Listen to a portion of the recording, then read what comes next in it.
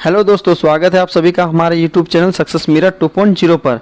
तो दोस्तों आज हम आपके लिए लाए हैं SSC GD, BPSC, SSC CGL, SSC CHSL, MTS, BRSC, SSC GD constable और अन्य सभी प्रकार के एग्जाम में आने वाले मोस्ट 25 बीबीआई क्वेश्चन।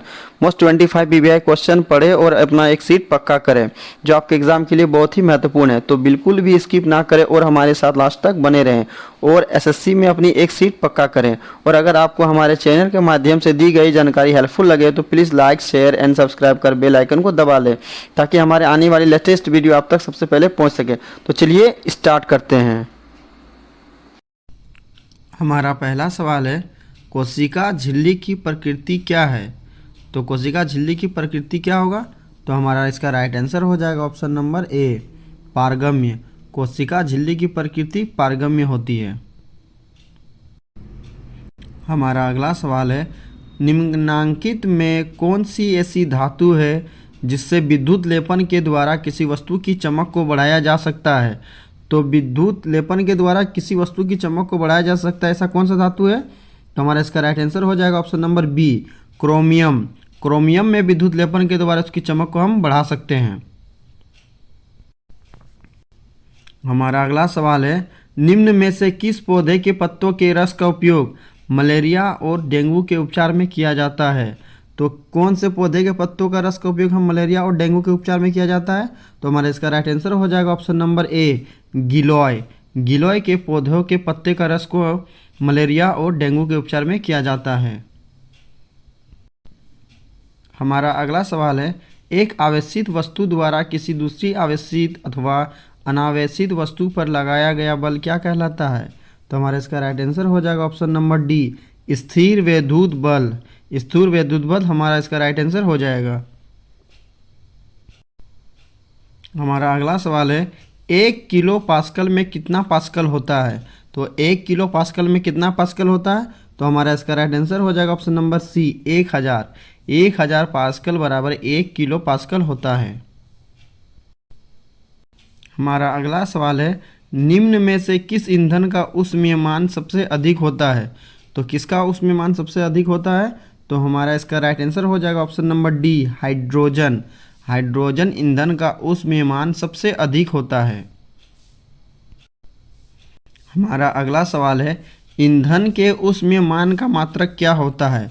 तो ईंधन के ऊष्मीयमान का मात्रक क्या होता है? तो हमारा इसका राइट आंसर हो जाएगा option number B, kilo joule प्रति किलोग्राम। किलो जूल प्रति किलोग्राम ईंधन के ऊष्मीयमान का मात्रक होता है। हमारा अगला सवाल है, समतल दर्पण द्वारा बना प्रतिबिंब कैसा होता है? तो समतल दर्पण में कैसा प्रतिबिंब बनता है? तो हमारा इसका राइट आंसर हो जाएगा ऑप्शन नंबर ए, आभासी। आभासी प्रतिबिंब समतल दर्पण द्वारा बना आता है। हमारा अगला सवाल है, नेत्र के रेटिना पर बना प्रतिबिंब वस्तु के हटाए जाने के पश्चात कितनी देर तक रेटिना पर बना रहता है? तो कितनी देर तक हमारे रेटिना पर बना रहता है? तो हमारा इसका राइट आंसर हो जाएगा ऑप्शन नंबर बी, 1/16 सेकेंड। हमारे नेत्र में जो रेटिना पर प्रतिबिंब बनता है उसको जब हम किसी वस्तु को हटा देते हैं तो 1/16 सेकेंड तक वो रेटिना पर बना रहता है। हमारा अगला सवाल है, खगोलीय पिंडों की दूरी को किस इकाई में मापा जाता है? तो खगोलीय पिंडों की दूरी को किस इकाई में मापा जाता है? तो हमारा इसका राइट आंसर हो जाएगा ऑप्शन नंबर सी, प्रकाश वर्ष। प्रकाश वर्ष दूरी का मात्रक होता है जो खगोलीय पिंडों की दूरी को मापते हैं। हमारा अगला सवाल है, प्रतिरक्षण तकनीक का विकास किसने किया था? तो प्रतिरक्षण तकनीक का विकास किसने किया था? तो हमारा इसका राइट आंसर हो जाएगा option number B, Edward Jenner ने। एडवर्ड जेनर ने प्रतिरक्षण तकनीक का विकास किया था। सवाल है, लिगामेंट एक रचना है जो जोड़ती है किस किस को? तो लिगामेंट के द्वारा किसको जोड़ा जाता है? तो हमारा इसका राइट आंसर हो जाएगा ऑप्शन नंबर बी, अस्थि को अस्थि से। अस्थि को जोड़ को मिलाने वाले को हम लोग क्या बोलते हैं? लिगामेंट कहते हैं। और अस्थि को पेशी से मिलाने वाले को हम लोग क्या कहते हैं? टेंडन। टेंडन से अस्थियों को पेशियों से मिलाया जाता है, जबकि लिगामेंट के द्वारा अस्थि को अस्थि से मिलाया जाता है। हमारा अगला सवाल है, पीडियाट्रिक्स निम्नलिखित में से किसके अध्ययन से संबंधित है? तो पीडियाट्रिक्स का संबंध किससे है? तो हमारा इसका राइट आंसर हो जाएगा ऑप्शन नंबर सी, शिशु रोग। शिशु रोग से संबंधित अध्ययन को हम लोग क्या कहते हैं? पीडियाट्रिक्स कहते हैं। हमारा अगला सवाल है, निम्नलिखित में से कौन सा वायु प्रदूषण मनुष्य में रक्तदाब यानी ब्लड प्रेशर को बढ़ा देता है तथा हृदय संबंधी रोग पैदा करता है? तो हमारा इसका राइट आंसर हो जाएगा option number C, cadmium. Cadmium के द्वारा मनुष्य में रक्तदाब यानी ब्लड प्रेशर को बढ़ा देता है तथा हृदय संबंधी रोग पैदा करता है। हमारा अगला सवाल है, निम्नलिखित में से कौन सा वायुमंडलीय प्रदूषक नहीं होता है? तो कौन वायुमंडलीय प्रदूषक नहीं है? तो हमारा इसका राइट आंसर हो जाएगा option number C, carbon dioxide. Carbon dioxide वायुमंडलीय प्रदूषक नहीं होता है। हमारा अगला सवाल है, प्रथम विश्व पर्यावरण दिवस किस वर्ष मनाया गया था? तो प्रथम विश्व पर्यावरण दिवस कब मनाया गया था? तो हमारा इसका राइट आंसर हो जाएगा ऑप्शन नंबर ए, 1973 ईस्वी। 1973 ईस्वी में प्रथम विश्व पर्यावरण दिवस मनाया गया था।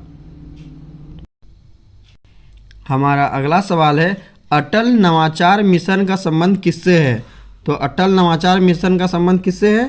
तो हमारा इसका राइट आंसर हो जाएगा ऑप्शन नंबर बी, उद्यमशीलता विकास से। उद्यमशीलता विकास का संबंध अटल नवाचार मिशन से संबंधित है। हमारा अगला सवाल है, पृथ्वी तल से किस न्यूनतम वेग से प्रक्षेपित किए जाने पर कोई रॉकेट पृथ्वी के गुरुत्वाकर्षण को पार करके अंतरिक्ष में चला जाएगा? यानी हम कितना गति से पृथ्वी से आकाश की ओर किसी वस्तु को फेंके जिससे कि वो अंतरिक्ष में चला जाएगा? तो हमारा इसका राइट आंसर हो जाएगा ऑप्शन नंबर ए, 11.2 किलोमीटर पर सेकेंड। यानी एक सेकंड में अगर हम 11.2 किलोमीटर फेंक देते हैं किसी वस्तु को आकाश की तरफ तो वो अंतरिक्ष में चला जाता है। हमारा अगला सवाल है, स्थिर गति से जा रही खुली कार में बैठा एक बालक गेंद को हवा में सीधे ऊपर फेंकता है, गेंद कहाँ गिरेगी? तो अगर कोई व्यक्ति या कोई बालक किसी गाड़ी पे जा रहा है और वो अपनी गेंद को ऊपर उठा फेंक रहा है तो गेंद कहाँ पर जाएगी? तो हमारा इसका राइट आंसर हो जाएगा ऑप्शन नंबर सी, उसके हाथ में। उसी के हाथ में ही वो गेंद गिरेगी। हमारा अगला सवाल है, यदि लोलक की लंबाई 4 गुनी कर दी जाए तो लोलक के झूलने का समय क्या होगा? अगर लोलक की लंबाई को हम 4 गुनी कर देते हैं तो उसका समय क्या हो जाएगा? तो समय दुगुना हो जाएगा। क्या हो जाएगा? समय दुगुना हो जाएगा। हमारा अगला सवाल है, पूर्ण विकिरण तापमापी टोटल रेडिएशन पायरोमीटर किस सिद्धांत पर आधारित है? तो टोटल रेडिएशन पायरोमीटर पूर्ण विकिरण तापमापी किस सिद्धांत पर आधारित है? तो हमारा इसका राइट आंसर हो जाएगा ऑप्शन नंबर सी, स्टीफन के नियम पर। स्टीफन के नियम पर पूर्ण विकिरण तापमापी सिद्धांत पर कार्य करती है। हमारा अगला सवाल है, एकॉस्टिक विज्ञान किससे संबंधित है? तो एकॉस्टिक विज्ञान का संबंध किससे है? तो हमारा इसका राइट आंसर हो जाएगा ऑप्शन नंबर बी, ध्वनि से संबंधित है। एकॉस्टिक विज्ञान का संबंध ध्वनि से है। हमारा अगला सवाल है, मोटर गाड़ी के रेडिएटर को ठंडा करने के लिए पानी का व्यवहार क्यों किया जाता है? तो मोटर गाड़ी के रेडिएटर को ठंडा करने के लिए पानी का व्यवहार क्यों किया जाता है? तो हमारा इसका राइट आंसर हो जाएगा ऑप्शन नंबर ए, पानी की विशिष्ट ऊष्मा अधिक होती है जिसके कारण मोटर गाड़ी के रेडिएटर को ठंडा करने के लिए पानी का व्यवहार किया जाता है। हमारा अगला सवाल है, स्थिर ताप पर किसी गैस का आयतन कम करने पर उसके दाब में क्या परिवर्तन होता है? तो स्थिर ताप पर किसी गैस का आयतन कम करने पर उसके दाब में क्या परिवर्तन होता है? तो हमारा इसका राइट आंसर हो जाएगा ऑप्शन नंबर बी, बढ़ जाता है। स्थिर ताप पर किसी गैस का आयतन कम करते हैं तो दाब में क्या परिवर्तन होता है? तो दाब बढ़ जाता है। हमारा आज का लास्ट और महत्वपूर्ण क्वेश्चन क्या है? तो चलिए आगे बढ़ते हैं। निम्नलिखित में से कौन सा जीव सजीवों एवं निर्जीवों के बीच एक योजक कड़ी के रूप में कार्य करता है? तो सजीवों एवं निर्जीवों के बीच एक योजक कड़ी के रूप में कौन कार्य करता है? तो हमारा इसका राइट आंसर हो जाएगा ऑप्शन नंबर बी, विषाणु। विषाणु सजीव एवं निर्जीव के बीच योजक कड़ी के रूप में कार्य करता है। आई होप दोस्तों आपको हमारी दी गई जानकारी पसंद आई है, तो प्लीज़ लाइक शेयर सब्सक्राइब कर बेल आइकन को प्रेस कर लें ताकि हमारे आने वाली लेटेस्ट वीडियो आप तक सबसे पहले पहुंच सके। तो चलिए नेक्स्ट वीडियो में मिलते हैं, तब तक के लिए बाय बाय, टेक केयर।